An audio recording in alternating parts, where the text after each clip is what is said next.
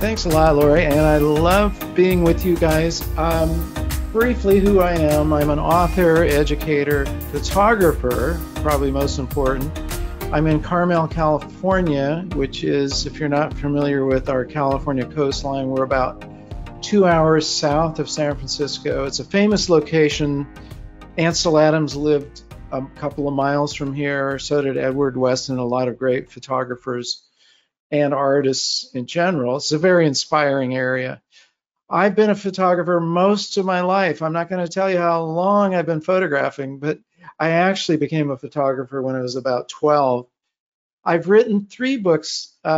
This one is called Advancing Your Photography, and it summarizes a lot of things that I learned through my interviews. I've done thousands of hours of interviews with some really great photographers. Some of you may have seen those. You might have seen my book. And what I'm going to do today is talk to you guys about what I came from. My roots in photography were black and white, and I still consider myself a very strong black and white photographer for many reasons. Here's what I want to do. This is kind of my outline. I want to give you some tips here as far as understanding what black and white photography is. I also want to cover some tools to help you. And finally, I'm going to give you a demonstration of how I use Silver Efex Pro, okay? And so first of all, I'm also going to uncover some common misconceptions. And I think one of the first ones is, we'll get to it in a second, but this is what I cover in my book. This is the premise of my book, that there's 5 stages of photography. And briefly, first, you have to visualize the photograph. I'll talk a bit more about that in a minute. You get the idea before you press the shutter. Then you use your equipment. You got to know your equipment. There's no doubt about that. Then you capture it, which means using composition and lighting tools. You process your image. Every image that I ever send out to the world has been processed one way or another, developed or processed. And then finally, you share it with the world. These are 5 stages of photography. Visualization is the biggest. You see it in the center because it influences all the other ones. Now, common misconception number 1. You just jump in and start taking photographs. Hey, why didn't they come out the way I wanted? Well, because that's not really where you start. You don't start with the camera. You don't start with pressing a shutter. You start where, at the beginning, Ansel Adams said, visualization is the whole key, which means that you see it in your mind's eye, what you intend your photograph to look like. And this applies not just to capturing in the camera, but to processing as well. And I'm going to show you what I mean by that when we get to that in a minute. This is an example of visualizing a photograph. This is actually in my book, a couple of places. And this is a photograph I took in the 8th grade. I visualized this with my friends jumping off a sand dune and captured it. Absolutely pre-visualized. I told them what to do. I directed them like a director. And by the way, don't think you can't do that unless you're shooting a photojournalistic or documentary shoot. You have perfect artistic license to direct people, and you should. This is another one where I directed a friend of mine. This is a road in Vermont. We were going off to her stable. She had a saddle in one hand and a halter in the other. And I said, hey, walk ahead, Mary. I love these leading lines here, and turn around and face me, and boom, I pressed the shutter. That was visualized. This is a photograph of my wife in the d'Orsay Museum. In this case, she visualized the photograph, told me what to do. Somebody else can often visualize a photograph, doesn't have to be you. But notice how she's standing slightly off center.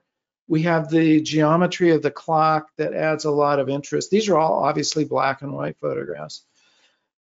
Common misconception number 2.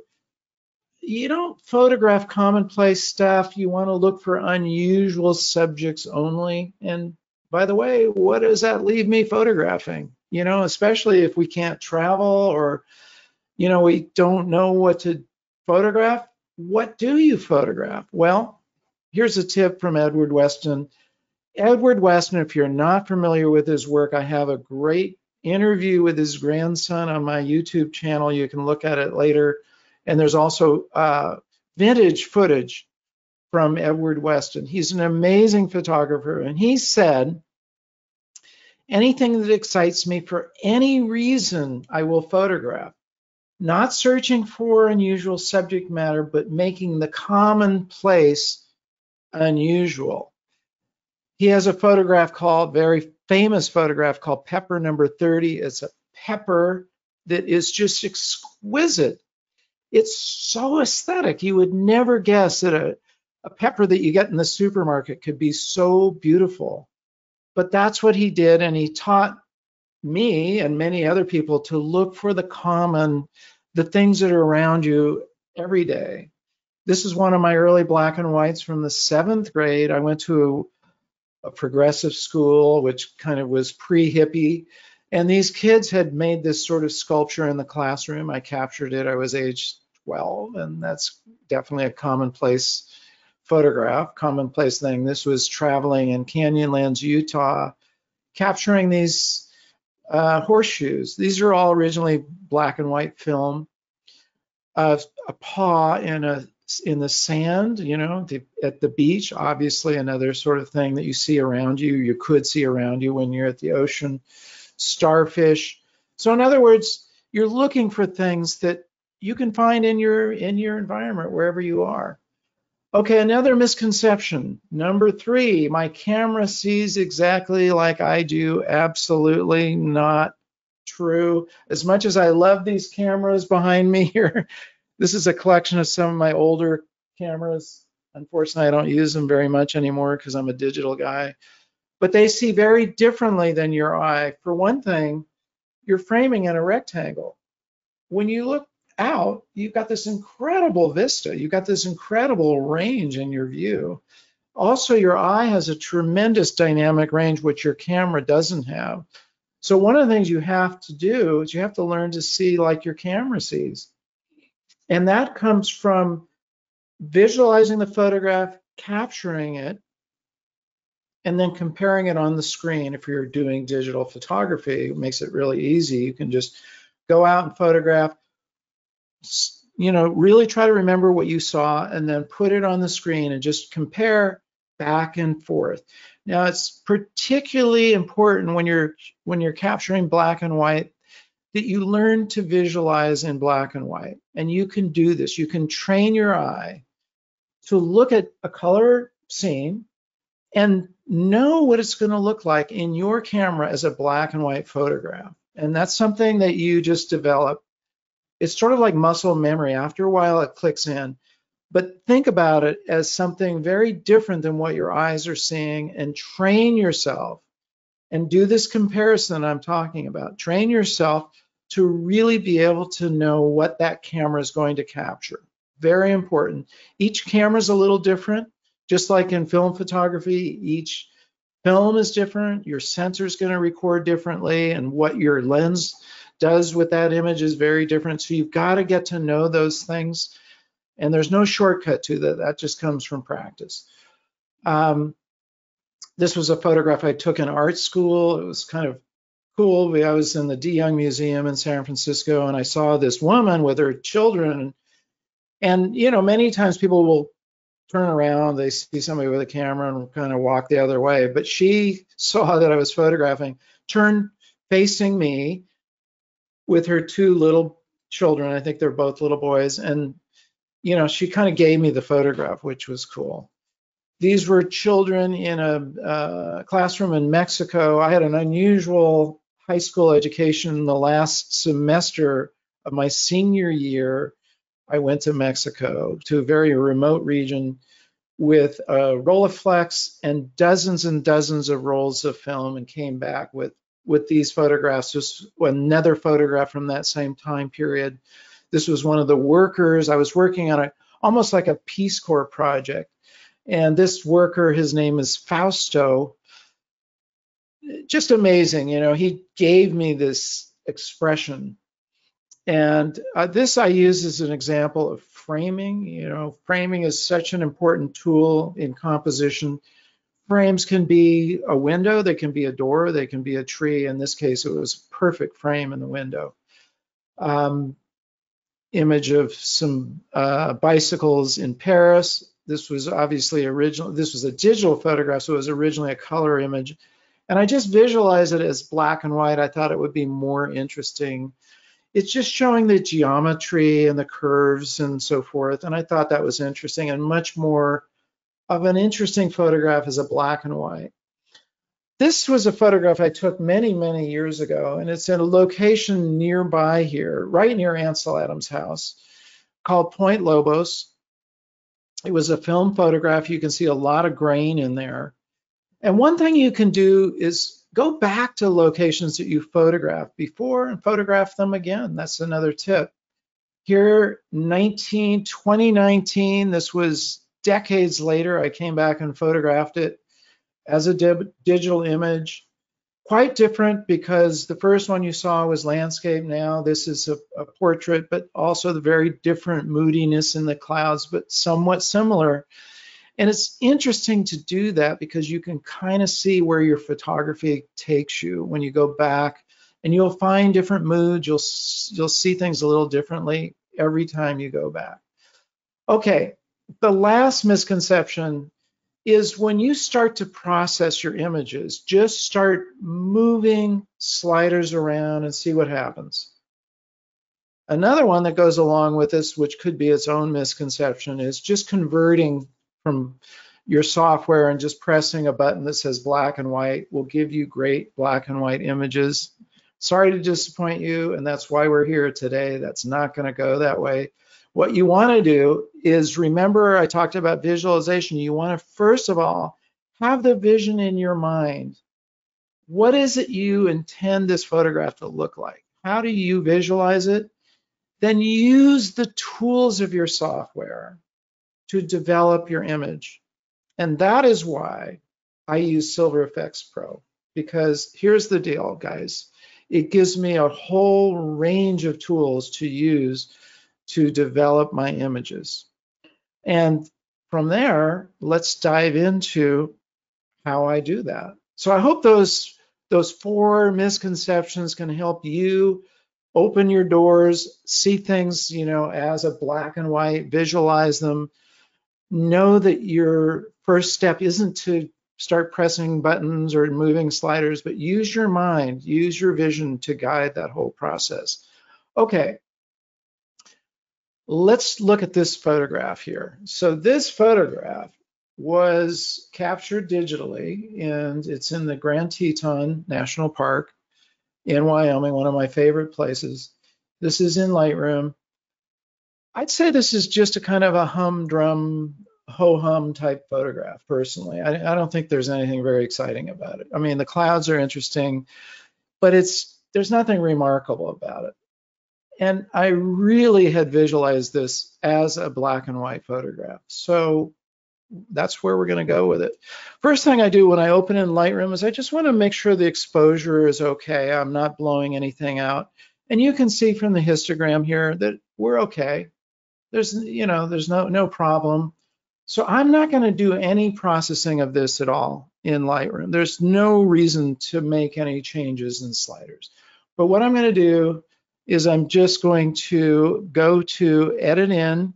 And this is one of the cool things I love about, working with all the DxO software, but, for sure with Silver Efex Pro, I'm just going to click on that and I'm going to say edit with Lightroom adjustments. I did make one slight adjustment, so that's fine. And then what we're going to do is we're now opening in Silver Efex Pro, which is right here. Boom. Okay. Now, if you're not familiar with it, let me just give you a quick tour. So over here, you have the image coming in as a neutral image. It's had no processing at all. It's just turned it into a black and white. Up here, you have all these presets on this side here. Now, there's 58 of them, but what's cool is I've already identified my favorites that I generally use over and over and over again, and I just click on that button, and now these are my top favorite presets, and I generally start with a preset because that's going to be a jumping off point. Now look, guys, there's no scientific way that I know of deciding which one to use over another. So what I do is I scroll through them until I find one that I feel is going to work. This one, definitely not. This one you can see is basically taking all the highlights and the darks out of it. I don't want to use that. So I'm going to scroll through here until I find one that I think is a good fit. Let's go back to my favorites here because there's only a few in here that I'm really going to consider. This one could work, but what I don't find I'm seeing here is I don't see the deep blacks that I want. One of the things I love in an image in a black and white particularly is a very deep dynamic range. I want to have really dark blacks and I want to have whites. So I'm still looking. This one could be it. That might be it. This is called Full Dynamic, number 15. I'm thinking that's going to be it. One more candidate is this one. You know, this is a close, but I think I'm going to do better. And this is the last consideration here, and that's again taking away a lot of the dynamic range. So I'm going to go with, and it's called appropriately enough, Full Dynamic. So that's giving me the range that I want. Okay, so now once I've picked my my preset here, I'm going to get rid of this window. So that's going to give me more view. I don't need to look at those anymore. I'm going to look at this panel and I'm going to, remember, I want to visualize it. I've already visualized in my mind that I want some very deep blacks. I want to bring out those whites. Looking at my histogram over here, we're in pretty good shape. Now, if you've studied Ansel Adams or you've heard about the zone system, it's such a great feature. I absolutely love this in Silver Efex Pro. What you've got here is Ansel Adams developed this system with a couple of other photographers called the zone system. And it was a way of grading from deep black to pure white. And as you hover over these zones, each one is labeled. This is zone 0, which is completely dark black. Now, I don't see enough of that in here, so I know I'm going to want to enhance that. I don't see anything in this zone 0. So I know I'm going to want to bring that out in my processing. So this is a tool to really help me. I don't really start seeing it. So you see when I get to zone 2 or 3 here, there's quite a bit of that. And now the other zones are starting to pop up. Zone 5 is right in the middle. That's basically a gray. And then over to the far right, we have zone 10. I don't see much of that either. So that's telling me I want to enhance those in my processing. That's good to know going into this because it's going to be the direction I'm going in. Now, there's a lot of ways you could start out, and you're going to probably develop your own system as far as like how you want to develop a photograph. But I'm going to start down here, which is actually, sorry guys, I switched back to my Lightroom. I don't want to do that. Let's get that out of there. Okay, so where I want to go with this image is I actually want to scroll down to these filters. Now, if you've ever used filters in your still photography, your black and white photography, your film photography, you know that what they do is they enhance different qualities of light. Now, I happen to know that a red filter is going to bring out the darkness in the sky, which I want in this image. So look what happens when I press on it. Bam! Now that fixed pretty much everything I wanted to fix in this image by enhancing the blacks. Pretty amazing fix. Now, Ansel Adams had this huge breakthrough, and you can see I have a video with an interview with his son where Ansel Adams was out photographing Half Dome. He was using a yellow filter, but he, like me just now, visualized the sky being very dark. And he thought, you know, if I use a red filter, it's going to bring out that sky. It's going to darken the sky, and that's exactly what it did. So let's go back to what we had originally.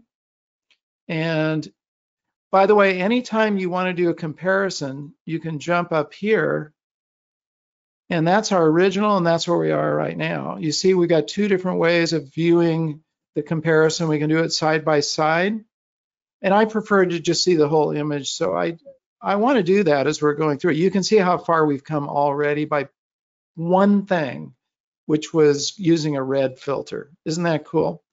Okay, but you could cycle through and you could try these different filters if you want. Blue, nope. Green. And what's great is you don't have to memorize what these filters do because you can see them all visually. And the yellow filter, you know, that could work. But boy, we get to the orange, but look what happens with red. To me, that's just right on the money. Going back to where we were when we started, I pressed the red button, boom, red filter, just like that. I pretty much have got what I want in terms of my dynamic range. Now, one other thing I'm going to do, and I haven't gone to any of these sliders up here yet. I'm going to get to them in a minute. But over here we have film types. Another thing I love about Silver Efex Pro is when the software was being developed, and I know some of the developers, Lori was around then, and some other amazing people who have contributed to this, but they actually researched these various different types of film. One that I use a lot, one of the film types I used a lot back in when I was primarily shooting film is this one right here, Kodak Panatomic X. It's a beautiful film, very low ISO. It's 32. Wow, but look at what it does.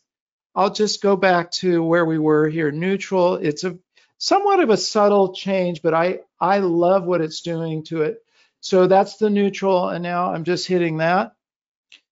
You can see, again, it's adding to my dynamic range. You can scroll through these ones, and you just press on them, and you can see what each type of film is doing. Yeah, see, that's way too much contrast. So I'm just going to stick with this. I'm going to stick with Panatomic X. I really like the way that looks. What do you guys think? Already with just a few things, I pretty much have got, so here's that zone. There I am. I've already fixed that. I'm at zone 0 there. What am I doing with the zone 10? I still need to work on that a little bit. So the way I'm going to deal with that is I'm going to amplify the whites a little bit more.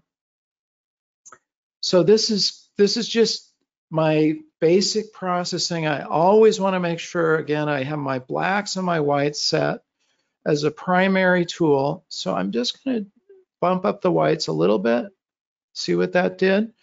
And I believe that's now bringing, we're almost there. The blacks are fine. I don't need to change anything about the blacks. You can look at this image, you can see a very high dynamic range, lots of blacks, lots of whites. I'm pretty good as far as what I see on this image. There's already a lot of structure and texture. There's texture in the water.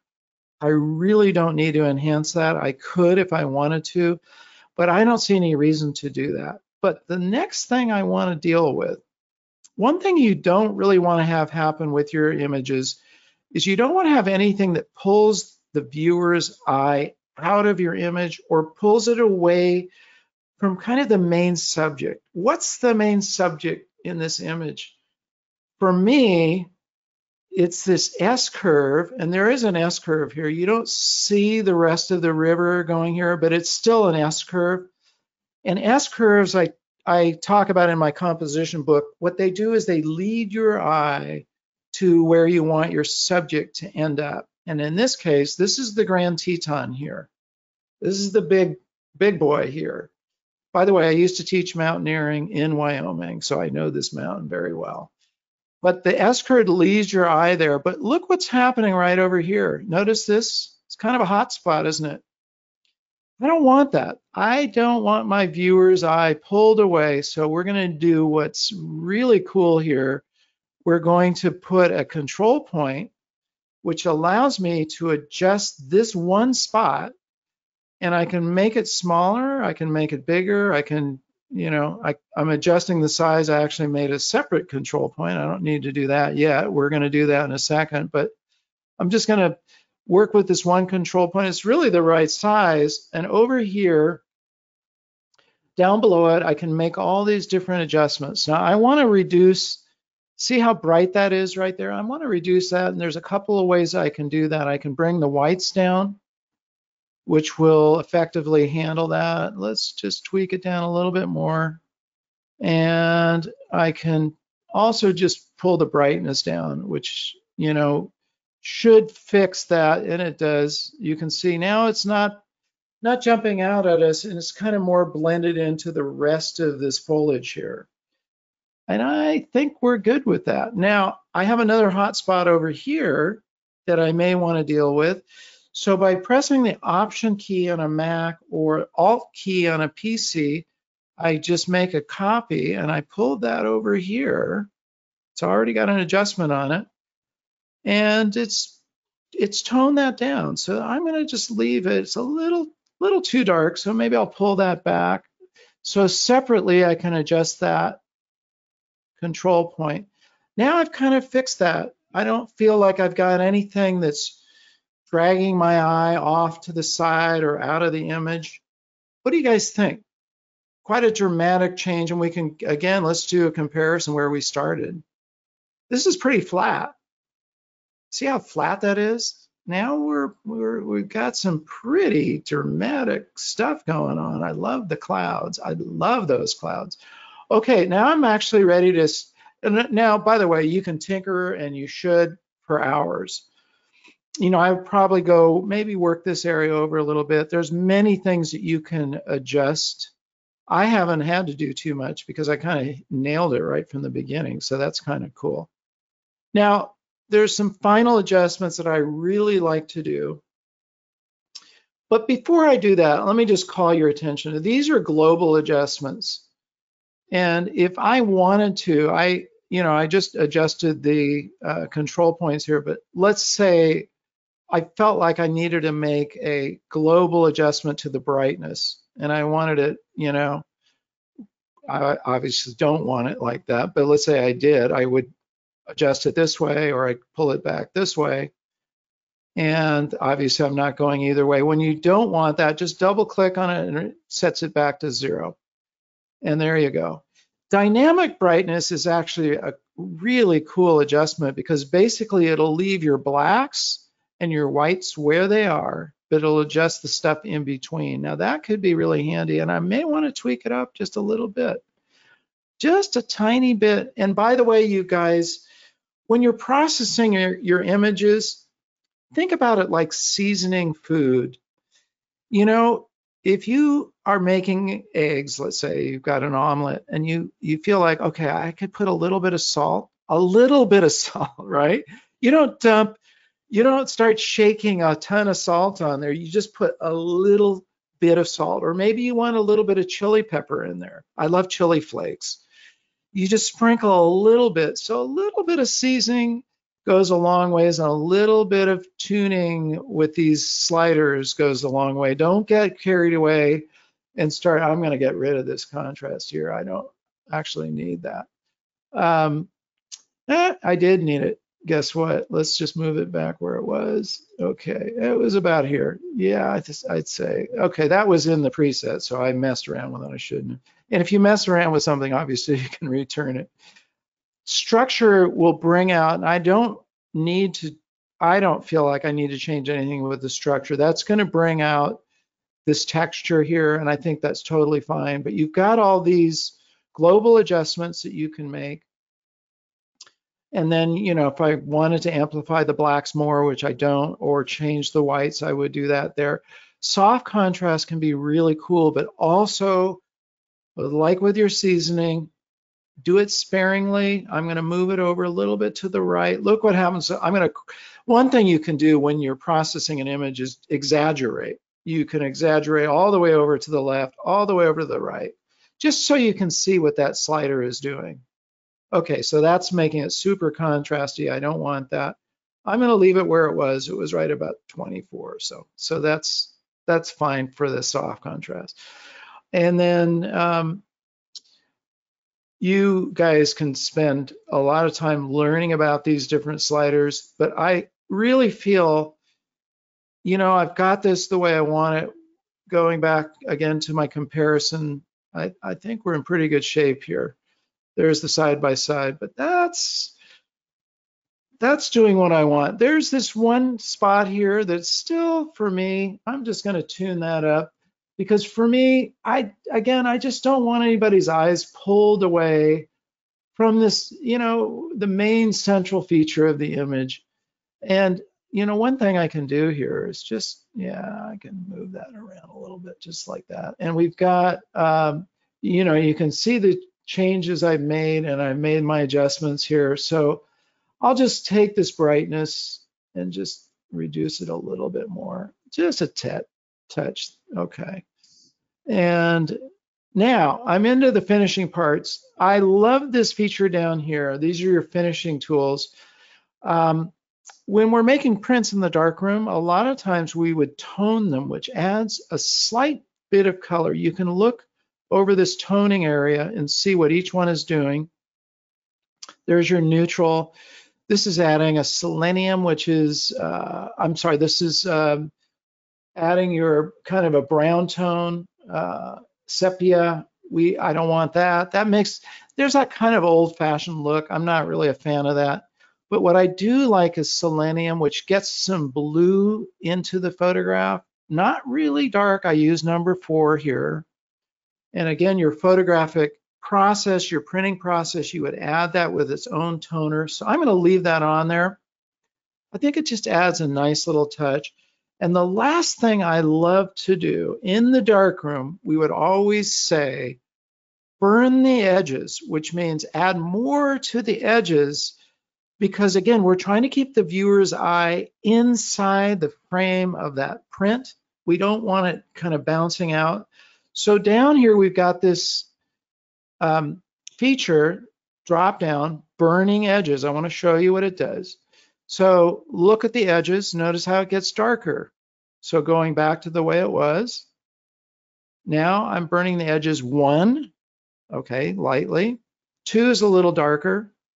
Too dark for me, because that starts to really vignette it. You could consider this as another way of vignetting, but we're getting the edges here, the corners and the sides here are getting burned.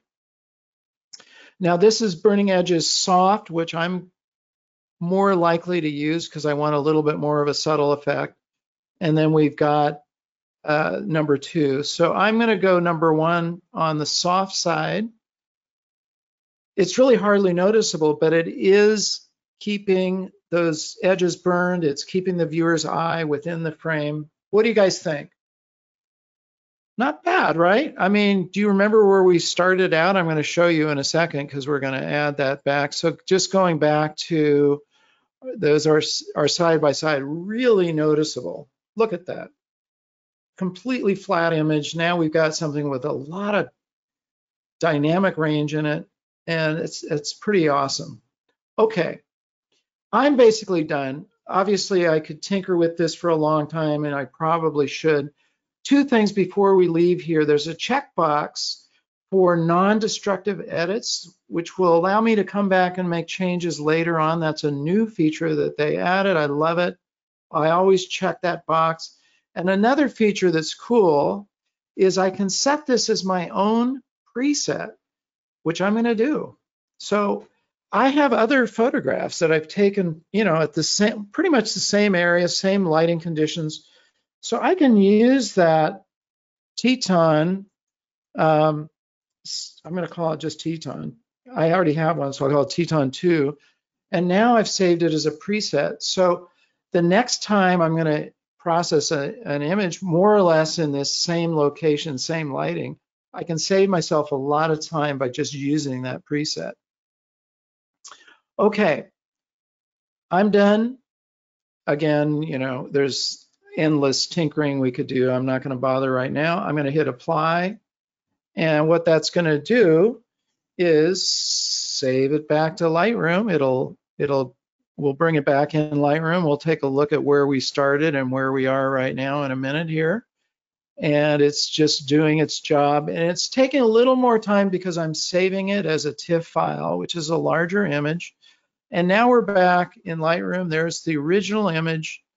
And we are going to see the new one here in a second. Where are we? So these are some other images that I haven't. Oh, I've got to get out of the develop menu. There we go. Okay. So here's our new image. And no, I'm sorry, guys. There we go.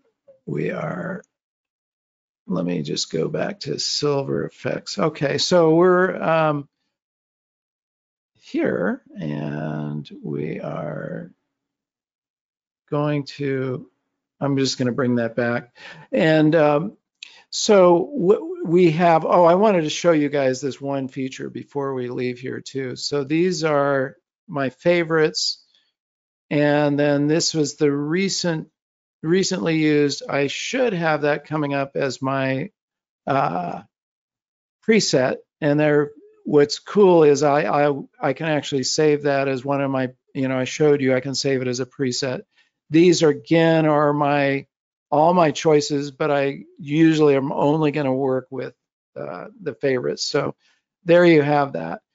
Okay, well, listen. That's one image. I could go and show you guys another one, but it's going to be more or less the same process. I have various different versions of these that I've captured, and I basically generally start with what I already know is going to be a black and white photograph in my mind. I knew when I captured this, when I pressed the shutter, that it was going to be a black and white, so I knew I was going to process it in Silver Efex Pro.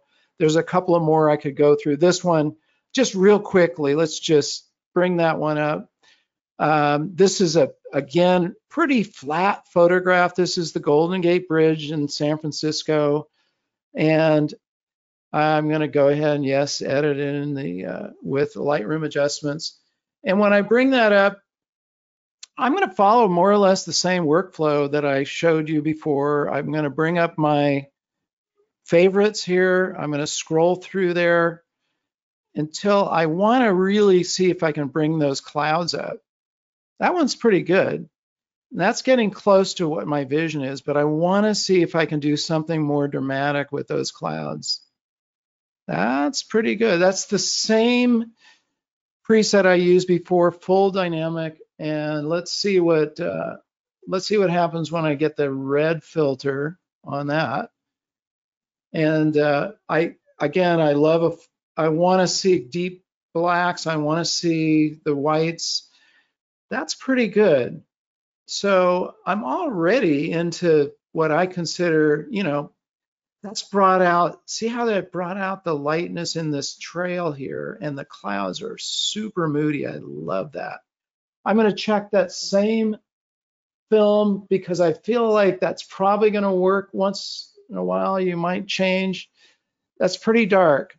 Now, that's doing a pretty good job, but I feel like that's actually a little too dark. So I'm going to go ahead and do a global adjustment with the dynamic brightness. And I'm going to just add a little brightness to this image. I think that's about it right there. Now, if you remember where we started, you can see the difference. Look at the clouds. Nothing going on with those clouds. And all of a sudden, we've got some really dramatic clouds. That's what I like to see in an image. Again, I can scroll through and take a look at, I've got on my zone system here, I've got some definite blacks there. And my whites I can work on enhancing. So I'm going to go ahead and just amplify the whites a little bit more, just to bring that up a little bit more. And, I don't have anything that's really jumping out at me right here that I need to do a control point with. I feel like it's pretty even. The path is a great leading line. It's an S curve and a leading line, leading my eye, your eye, and my eye right to the bridge. So that's pretty cool. That's why I photographed it to begin with. And now I'll just do my finishing stuff that I showed you. I'm going to do the toning. And that's selenium. I still feel like that's a good choice. And now let's burn the edges. That's number 1 again. 2, I'm going to say that's too dark. So I'm going to go to number 1, soft. And I feel like now when I do that, looking back at this image, and again, this comes from visualizing and just looking at an image enough back and forth. Let's do a comparison because I'm going to make a change here. It's just a tiny bit too dark. So I'm going to go ahead and just do that dynamic brightness a little bit more. I'm going to open it up a little bit more. And I could certainly work with the midtones and the shadows a little bit. It's still on the dark side. So let's just pull that open a little bit more. And I may want to just pull the shadows open also a little bit. Again, I think we're pretty close. I could tinker and probably would continue to work it over until it's exactly what I want. I could also save that as a preset. I don't need to. I've already shown you, I've got a kind of a pretty stable workflow that I'm going to follow here. And then, of course, there's many, many other sliders I can work with. I'm going to go ahead and hit apply on that.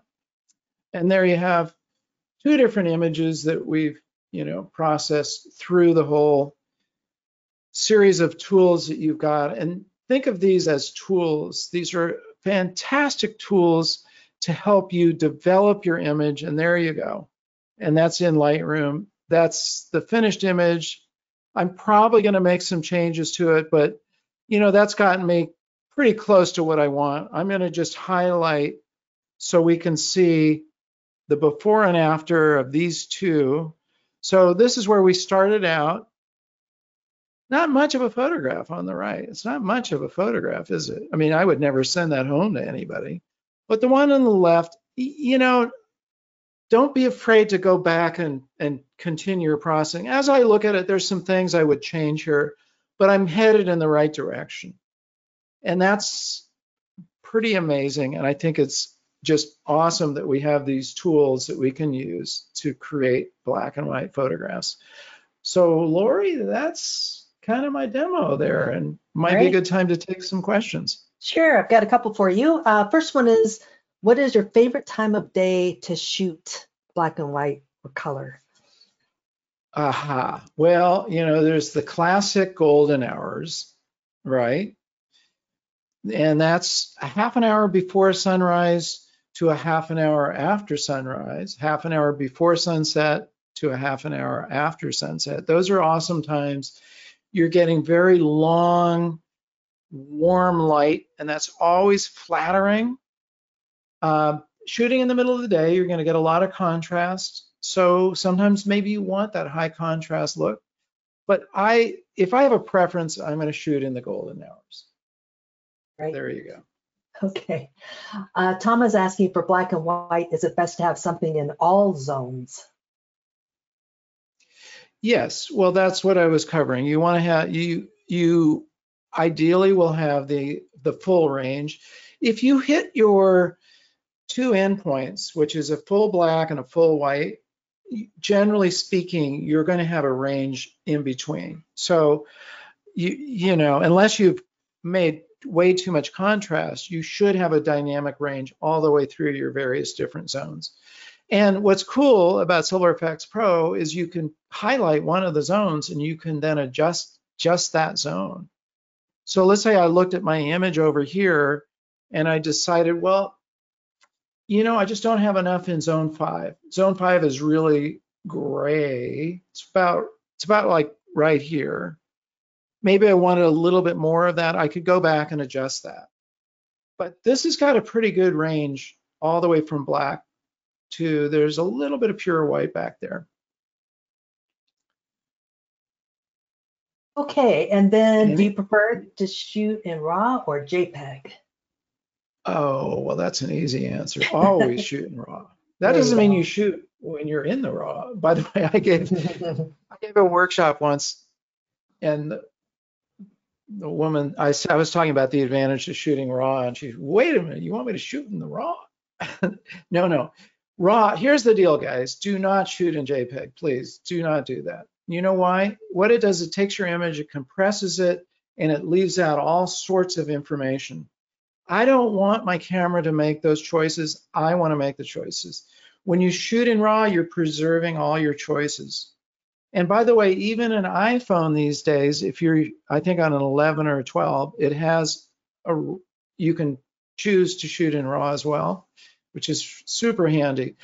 But only use RAW, because then you'll be able to make the adjustments. You'll be really disappointed if you shoot JPEG and you try to process it and you wonder why it's not working. That's why. So don't do that. Okay. All right. There are a few people that are asking if you prefer to edit in Lightroom before going into Silver Efex, and that would apply to Photoshop as well. Yes, sometimes you do. Sometimes I want to crop the image. I'm old school, and I try to crop in the camera as much as I can. In fact, in my day, in art school, you never cropped anything. You showed the edge of the film to prove that you hadn't cropped anything. Sometimes it's just, you got to crop it. There's just something that doesn't belong in there, or it's just not the right proportion or whatever. So obviously I'll take care of those things. I will adjust my overall exposure before I can do that in Silver Efex Pro, but I tend to just want to do that. The other thing I might want to do is, if there are sensor spots, which unfortunately happens, I want to correct those before I go to Silver Efex Pro. I'll correct those spots. And if I notice there's a lot of noise, I'm going to correct that. Now, in the same library with a collection, rather, I should say, with Silver Efex Pro, you have Define, and I highly recommend that. You can get rid of your noise. Get rid of that before you start processing it. If there's other tweaks that you feel you want to make in Lightroom or Photoshop, go ahead, do that. Then when you've taken it as far as you can, then go ahead and switch over. That's my advice. Okay, Luann is asking, I've seen some videos where the photographer says to avoid zone 10 because it blows out the white details. You seem to disagree. Explain your position. Look, your zone 10 is your brightest part. So you have to decide if it's going to blow out your image and make it unusable. Of course, you shouldn't do that anyway. It comes from bad exposure. You should be controlling that in your camera. Don't try to control that later on, because if that information is blown out, it's gone. In your camera, you make that adjustment. And this is why you should be looking at your histogram in your exposure, and also use exposure compensation. Very important dial. Don't think the camera is going to get it right all the time. Many times it doesn't. I'm always making an adjustment with my exposure compensation, generally one stop down. Don't blow out that stuff, because listen, if you blow out stuff, it's gone.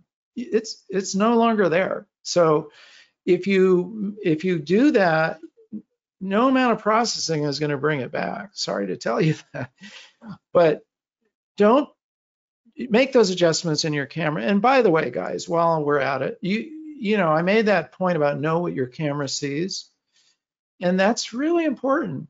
So don't think your camera is smarter than you. And sometimes it is, but a lot of times it doesn't quite know what to expose. And you, as the photographer, as your judgment, you go, no, I don't want everything that bright. And you dial it down, you use your exposure compensation. Just like we like to also, we do our cropping in the camera. We do as much as we can in the camera so that you've really captured the best possible photograph. And then you bring it into your processing software to tweak it from there and to change, in this case, change it into a black and white. But that's really good discipline as a photographer as well. Good tips there. Okay, Thomas Yeah, is asking if you use glass filters, example, ND or polarizers. I do not. Plain and simple, I don't. ND filters, yes, sometimes, occasionally I do. And if for instance I'm trying to get the motion, I'm taking a photograph of the ocean and I want to emphasize the motion, so I'll have a long exposure and I'll use an ND filter so that I can get a much longer exposure. I do not use glass filters, however, because why? I know I can come back and use my processing filters. And maybe that's cheating, but I've just gone and contradicted myself. Always do it in the camera, and I'm afraid I don't always do it with filters, but that's because we have these great tools. By the way, Okay, I'll make a note here. The less stuff you have to tinker with when you're out shooting, the better. And the more things that you have, like filters, you have to clean them. They can get dust on them. You take off a filter, you can get dust on your lens, and switching things around opens the possibility of dust and fingerprints and stuff. So I kind of want to keep my shooting very simple and not enter too many things into it. So that's another reason why I don't use filters, okay, if I can yeah, avoid it. that's a good point. Okay, somebody's Yeah. asking what kind of cameras do you use generally for your landscape? I'm all over the place with cameras. Well, I've shot with about everything. I'm shooting primarily with a Sony A7R III right now. I've shot with Hasselblad. I've shot with Olympus, shot with Nikon. I've shot with everything. It's a matter of your preference. And let me make this note about cameras. If you've followed me on YouTube, you know I am not a geeky guy, and I don't believe in geeking out with your camera.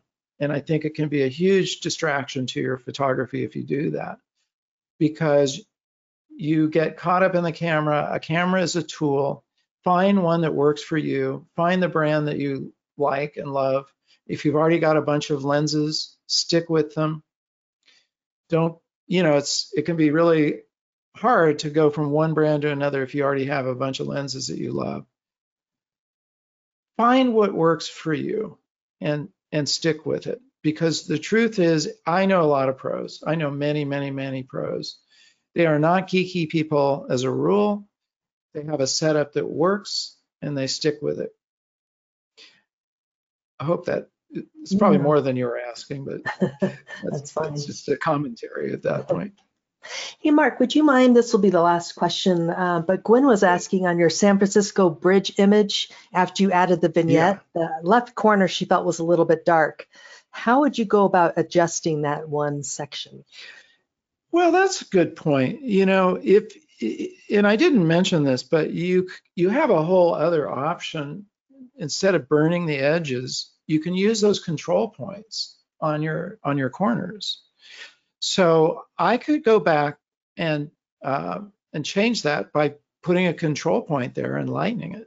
That would be one thing to do. You're talking about this left edge here, or the upper left. And these are just your own preferences. So if you felt like doing the burning edges wasn't really going to work that well, go ahead and just put a control point on your corners, and you can darken them that way.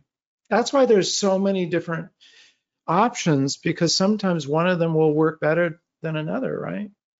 I always use the analogy, I'm not a great chef, but I use the analogy of being in a kitchen. You've got a lot of ways to cook food. You can broil it, you can bake it, you can barbecue it. Which way is the best? There's no way of saying which way is the best. It's what is your taste? What seems right to you? And it's just like in processing, there's a lot of ways to do this, and you just have to kind of use your eye. It is an artistic process, right? Just as in cooking, there's no one that's going to come along and say, don't bake, never bake a fish or chicken. You have to know which tool to use, and that just comes from your own experience, and that's your artistic take on the whole thing. You just decide, well, what what comes across in my vision the best. And that's what you use. Lori, do you mind if I mention my book at this point? Oh, please, go ahead. Yes. All these points I've talked to you about, I've covered, including using Silver Efex Pro in this book here, Advancing Your Photography.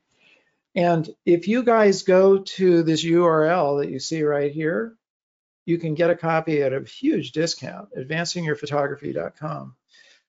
And I talk about processing in Silver Efex Pro. I talk about processing. I talk about visualization. Everything that's come out of my mouth today, I guarantee, is in the book in more detail. And if you're like me, I love books because I can carry them around with me. I can put them in my camera bag. I made this purposely the size that you can carry in your camera bag. I like to highlight things in a book. I like to go back to them. I like to use them as reference material. It's really important. And I have a pretty big reference library of other people's work besides mine. So I would invite you guys to go jump in and grab my book, and it'll introduce you to a lot, or help you understand a lot of these things I've talked about very briefly. Fantastic. Okay. Well, I want to thank everybody for joining us today. This has been a great webinar, Mark. A lot of people really enjoyed it. Thank you. Nice to get different perspectives from different photographers, and you're one of the best. So we really appreciate it. I'll go ahead and let you close out, say your last words, and then again, thanks everybody for joining us. We really appreciate it. Thank you, guys. You can find me on YouTube also. I have lots of videos I put up, and every Thursday I do a YouTube Live. You can join me and ask your questions, and I hope to see you guys around. I love helping people be more creative as photographers, and just creativity in general is a passion of mine. So thank you for joining us today. Thanks, everyone. And thanks, Mark. Bye-bye. You bet. Thank you, Lori.